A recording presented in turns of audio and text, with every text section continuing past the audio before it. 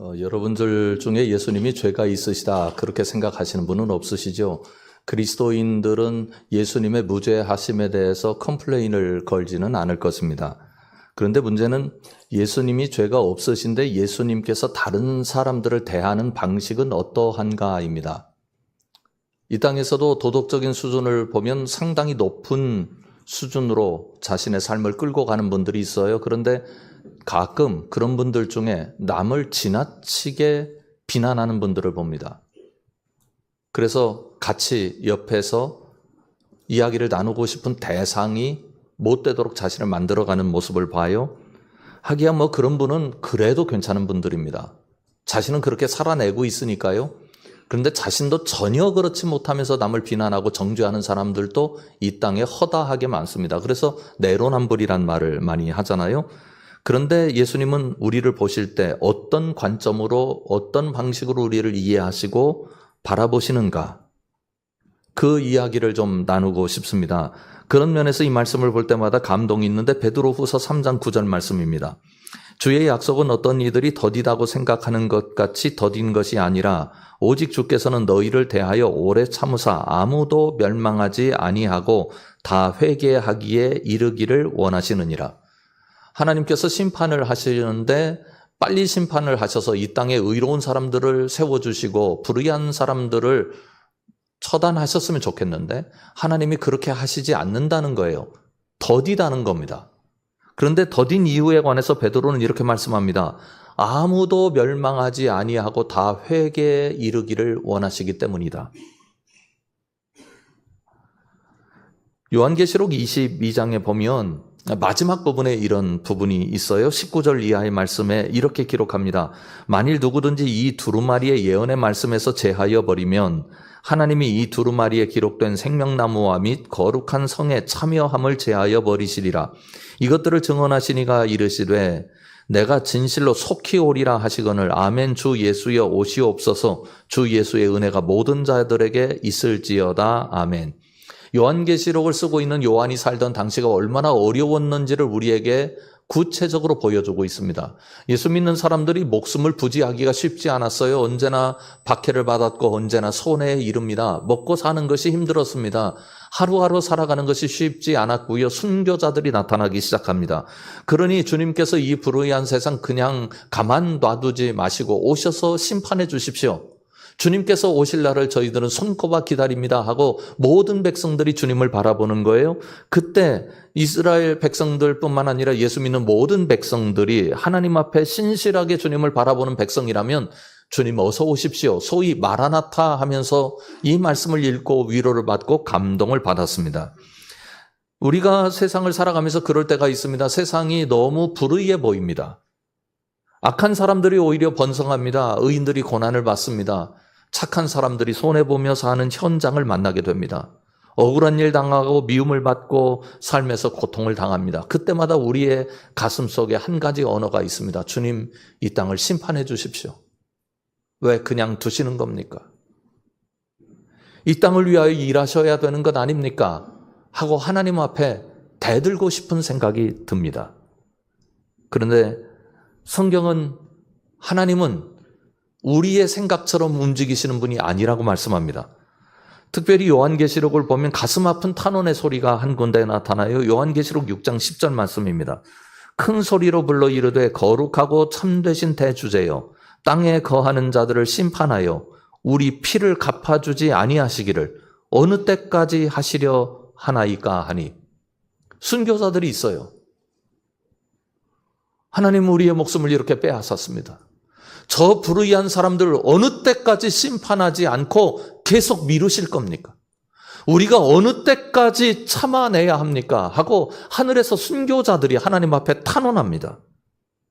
베드로도 예외가 될 수 없었을 것입니다. 순교를 당한 것은 아닙니다만 나중에 순교당했지만 순교의 과정까지 가는 그 모든 길들이 다 어려웠습니다.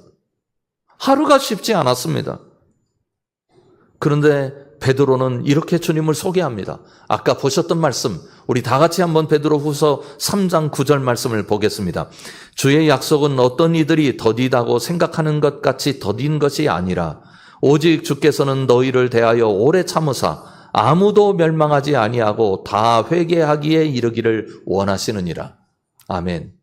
이 말씀 속에는 이런 내용이 포함되어 있지 않겠어요? 너희들이 미워하고 너희들에게 손해를 끼치고 박해를 했기 때문에 너희들이 원수처럼 생각하는 그 대상도 우리 주님은 오늘 또 기다리고 계신다. 그들이 하나님 앞에 돌아오길 기대하고 계신다. 우리 주님은요, 원수 갚고 심판하시는데 방점을 찍으면서 이 세상을 관리하시는 게 아닙니다. 우리 주님이 이 세상을 통치하실 때는 오직 한 가지 관점입니다. 생명의 관점입니다. 살려내자. 구원해내자. 한 사람이라도 더 살려내자. 이것이 주님의 모습입니다. 그래서 우리에게 희망이 있고 우리에게 가능성이 있습니다. 주님께서 오늘 또 우리 모두를 생명의 관점으로 바라보시고 이 세상도 생명의 관점으로 바라보신 것, 그 주님의 눈을 우리 모두 배울 수 있기를 주님의 이름으로 축원합니다. 히브리서 기자는 이렇게 말씀합니다. 이것을 이렇게 풀어내기 시작하지요. 1절과 2절입니다. 지금 우리가 하는 말의 요점은 이러한 대제사장이 우리에게 있다는 것이라.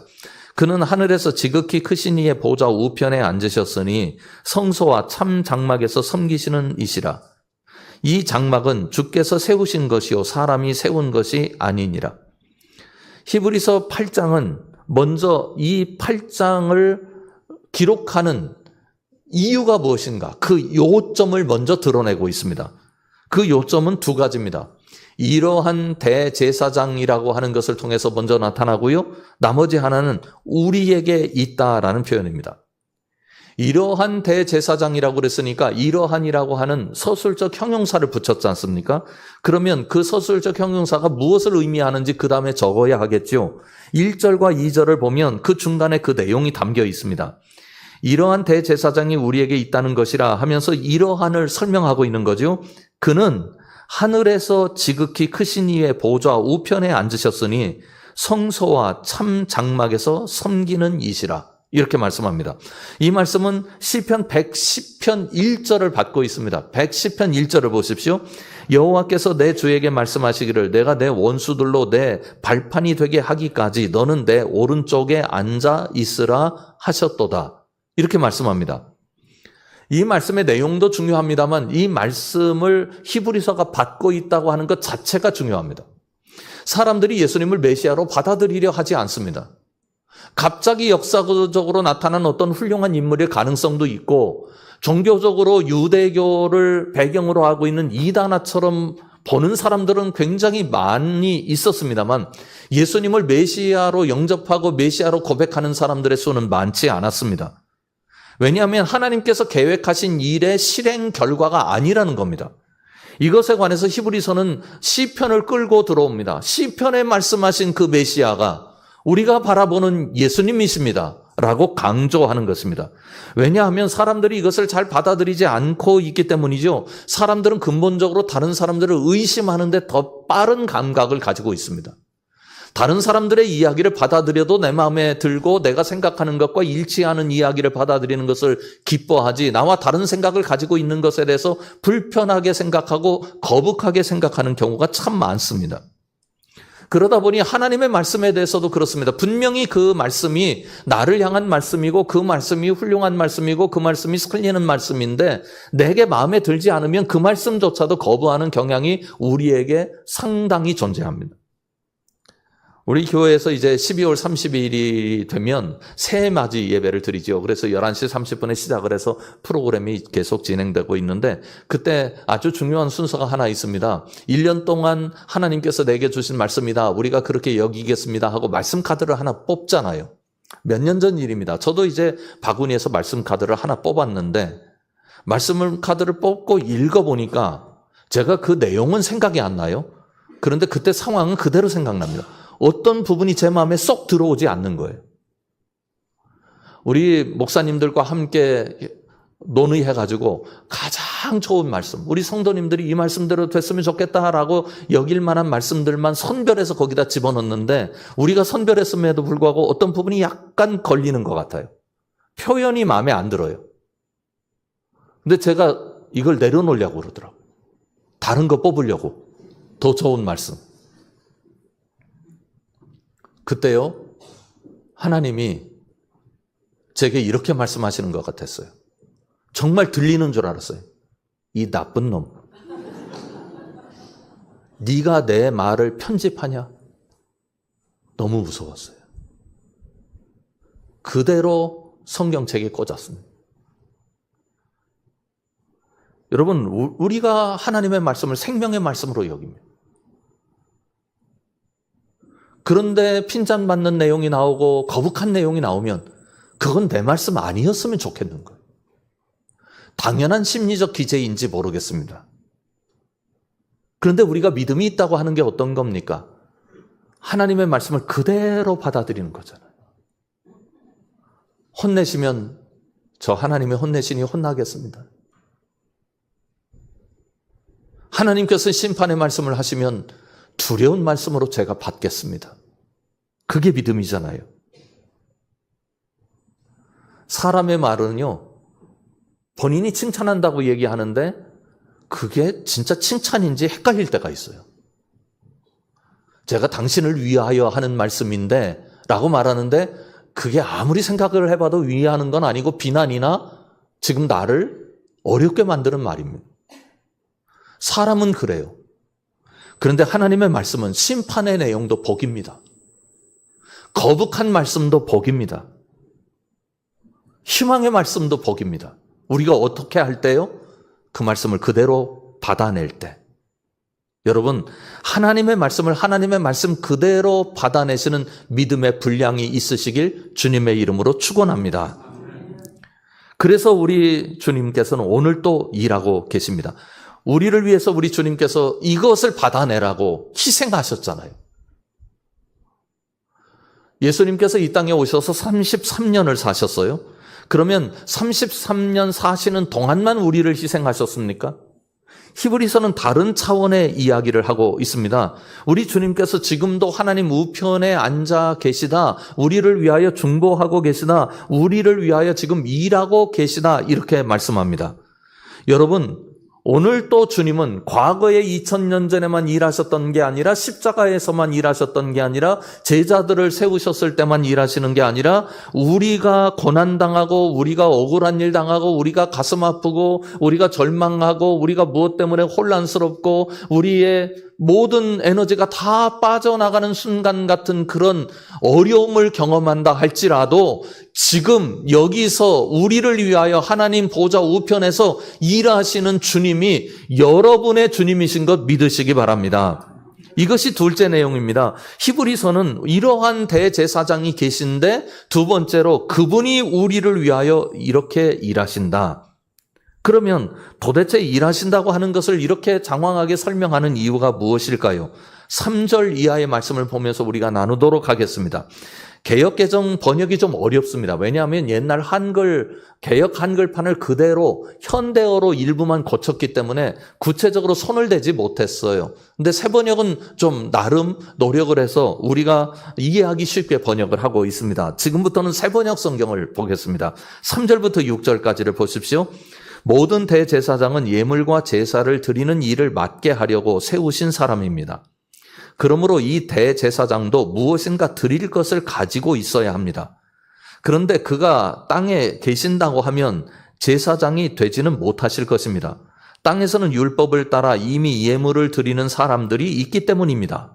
그러나 그들은 하늘에 있는 것들의 모형과 그림자에 지나지 않는 땅에 있는 성전에서 섬깁니다. 모세가 장막을 세우려고 할 때 너는 명심하여 내가 산에서 내게 보여준 그 모형을 따라 모든 것을 만들어라 하고 말씀하신 하나님의 지시를 받은 것입니다. 그러나 이제 그리스도께서는 더욱 훌륭한 직무를 맡으셨습니다. 그가 더 좋은 약속을 바탕으로 하여 세운 더 좋은 언약의 중재자이시기 때문입니다. 말씀은 길지만 내용은 그렇게 복잡하지 않습니다. 우리 주님은 이 세상에 계실 때 대제사장이 아니셨다라고 말씀하면서 오히려 지금 하늘에 계실 때 대제사장이시다 그렇게 말씀합니다. 그런데 이 대제사장이 어떤 분인가를 설명하기 위해서 성전을 끄집어내요. 이 땅에 성전이 있었습니다. 그 성전을 통해서 백성들이 제사를 드리며 하나님 앞에 나아갔고 하나님의 가르침을 받았습니다. 하나님과 연결되었지요. 그런데 이 성전은 분명한 한계를 가지고 있어요. 왜냐하면 모형이기 때문이라는 겁니다. 하늘에 원형이 있는데 그 원형을 모형으로 만들어 놓은 것이 이 땅의 성전입니다. 그래서 성전을 바라보는 사람들은 모형 가운데 있기 때문에 원형이 어떠할까? 원형을 사모하는 마음으로 바라보고 그 원형 안에 있길 원하는 마음으로 이 땅에서 살아가는 것입니다. 원형을 사모하고 그 원형이 하늘에 있는데 하늘에서 대제사장으로서 역할을 하시는 그분을 사모하게 되었다고 말씀합니다. 5절과 6절을 다시 보십시오. 그러나 그들은 하늘에 있는 것들의 모형과 그림자에 지나지 않는 땅에 있는 성전에서 섬깁니다. 모세가 장막을 세우려고 할 때 너는 명심하여 내가 산에서 내게 보여준 그 모형을 따라 모든 것을 만들어라 하고 말씀하신 하나님의 지시를 받은 것입니다. 그러나 이제 그리스도께서는 더욱 훌륭한 직무를 맡으셨습니다. 그가 더 좋은 약속을 바탕으로 하여 세운 더 좋은 언약의 중재자이시기 때문입니다. 이 세상의 백성들이 성전 모형을 통해서 하나님께 나아갔어요. 그런데 그 가운데서 연결 역할을 하는 대제사장이 있는데 이 대제사장 또한 온전하지 않았습니다. 연결자가 온전하지 않으니 우리가 하나님과 온전한 연결을 이룰 수가 없습니다. 그것이 구약의 한계입니다.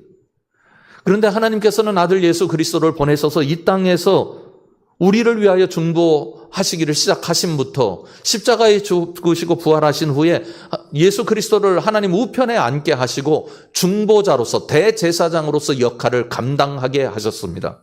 온전한 원형인 성소에서 완전하신 대제사장이 우리를 중보합니다.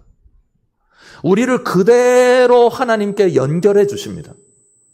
우리의 그 무엇도 감춰지지 않은 채 우리의 눈물, 우리의 고통, 우리의 좌절, 우리의 아픔, 우리의 억울함, 우리 안에 있는 찌끄꺼기까지도 다 온전하게 하나님께 중보하심으로 말미암아 하나님의 긍휼이 우리에게 미치고 하나님의 역사가 미쳐서 우리로 하여금 하나님의 아름다운 일꾼들로 설 수 있도록 하나님께서 우리를 위하여 오늘도 일하시도록 그렇게 우리를 세워주십니다. 성경이 이야기하는 바는 아주 간단합니다. 여러분에게 완전한 성소에서 완전한 대제사장이 우리를 위하여 중보하시니 여러분 그분을 믿으신다면 걱정 다 내려놓으십시오. 다 내려놓으십시오. 걱정하지 마세요. 염려하지 마세요. 여러분들의 삶은 고단하고 여러분의 삶에는 문제가 일어나고 여러분 삶에는 마음속에 쓰림이 있을 수 있겠으나 그 삶을 극복할 수 있는 이유는 여러분을 위하여 중보하시는 온전한 대제사장이 계시기 때문입니다. 라고 말씀합니다. 그런 의미에서 우리 베드로전서 5장 7절 말씀을 우리 큰 목소리로 한번 읽어보겠습니다. 시작. 너희 염려를 다 주께 맡기라. 이는 그가 너희를 돌보심이라. 아멘. 그런데 참 감동이 되는 것은 히브리서는 이 내용만 우리에게 알려주는 게 아니라 또 하나의 내용을 들어서 우리로 하여금 오늘 또 믿음을 가지고 나아가게 만들어 주십니다.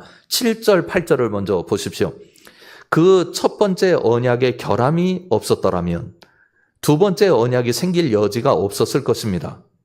그런데 하나님께서는 자기 백성을 나무라시면서 이렇게 말씀하셨습니다. 주님께서 말씀하신다. 보아라, 날이 이를 것이다. 그때 내가 이스라엘 집과 유다 집과 더불어 새 언약을 맺을 것이다. 새 언약을 맺는다는 이야기는 과거의 언약에 문제가 있었다는 의미 아니겠습니까? 과거의 언약이 파기되었으니 새 언약이 필요해서 새 언약을 맺는 거죠. 그러면 왜 새 언약이 필요한가? 과거의 언약은 왜 파기되었는가 설명해야 하죠. 그것이 9절부터 12절까지 말씀입니다. 한번 말씀을 같이 교독하겠습니다. 저 한 절, 여러분들 한 절 읽죠. 또 주님께서 말씀하신다. 이 새 언약은 내가 그들의 조상들의 손을 잡고 이집트 땅에서 인도하여 내던 날에 그 조상들과 맺은 언약과 같은 것이 아니다. 그들은 내 언약을 지키지 않았으므로 나도 그들을 돌보지 않았다.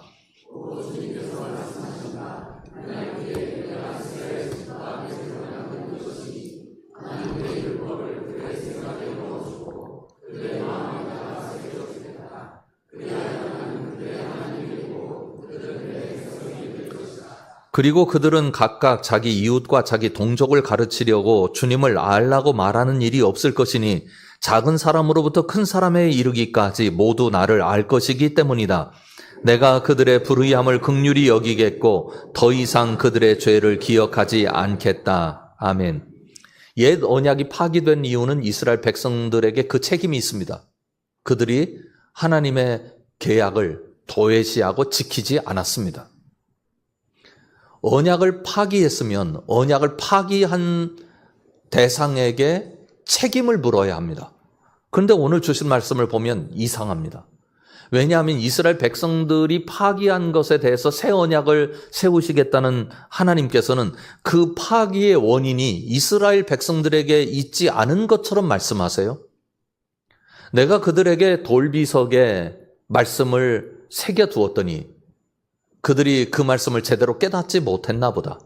그들이 그 말씀을 잊었나 보다. 그래서 내가 그들이 전혀 잊을 수 없는 방법으로 내 말씀을 그들에게 새겨주어야 하겠다. 그게 마음에 새기고 생각에 새겨주신다는 말씀입니다. 내가 잘못 새겨주어서 그들이 놓쳤나 보다. 이제는 절대로 놓치지 않도록 내가 마음에 새겨주고 생각에 새겨주겠다. 새 언약은 그런 언약이다 말씀합니다. 뿐만 아니라 돌비에 새겼으니 어떤 사람은 보고 어떤 사람들은 보지 못할 것 아닙니까? 그래서 어떤 사람들에 의해서 설명하는 것을 들어야 그것을 깨달을 수 있는데 모든 사람들의 마음속에 주시고 모든 사람들의 생각 속에 주시면 모든 사람들이 주님을 제대로 알게 될 것입니다. 그러면 왜 이렇게 하나님은 도무지 이렇게까지 행동하시는가? 이렇게까지 왜 움직이시는가? 그 답이 10절에 있습니다. 또 주님께서 말씀하신다. 그날 뒤에 내가 이스라엘 집과 맺을 언약은 이것이니 나는 내 율법을 그들의 생각에 넣어주고 그들의 마음에다 새겨주겠다.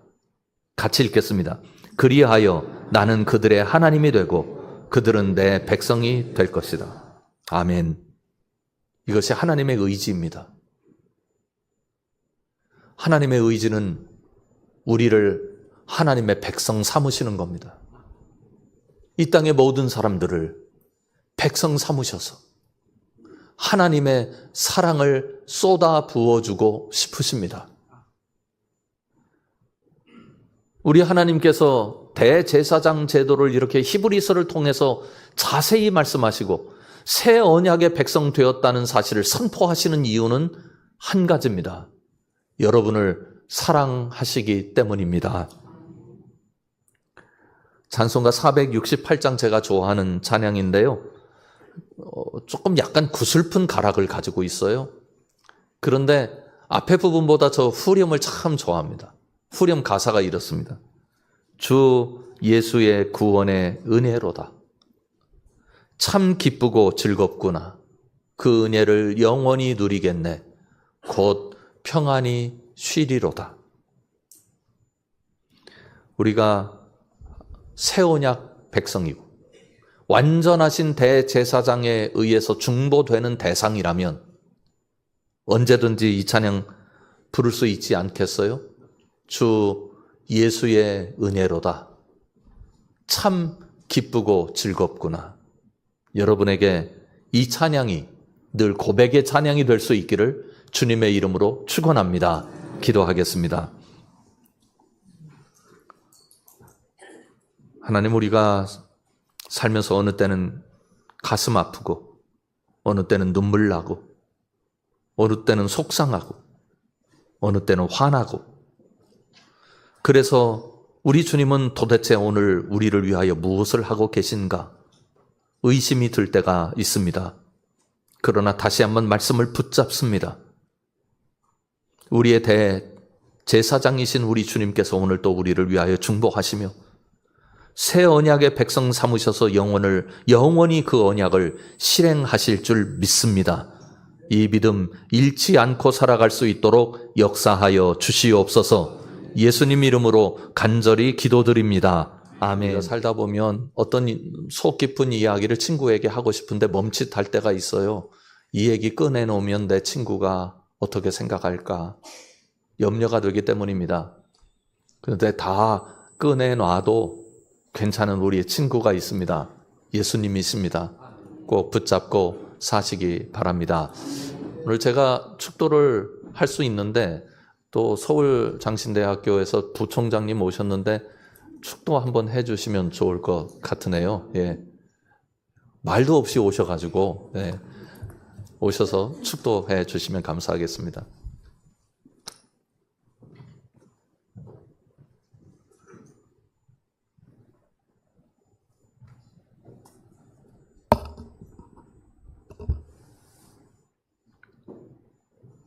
지금은 우리의 친구 되어주시고 대제사장 되어주시는 우리 주 예수 그리스도의 은혜와 우리의 죄를 덮으시고 치워주시고 깨끗하게 해주시는 하나님 아버지의 크신 사랑과 우리에게 용기를 주시고 세상을 이길 힘을 주시는 성령님의 교통하심이 하나님의 말씀 앞에 머리 숙이며 복종하고 세상으로 파송받기를 결단하는 당신의 귀한 성도들 머리 위에, 가정 위에, 사랑하는 자녀들 위에, 사역 위에 이제로부터 영원까지 함께 하시기를 간절히 축원하옵나이다. 아멘.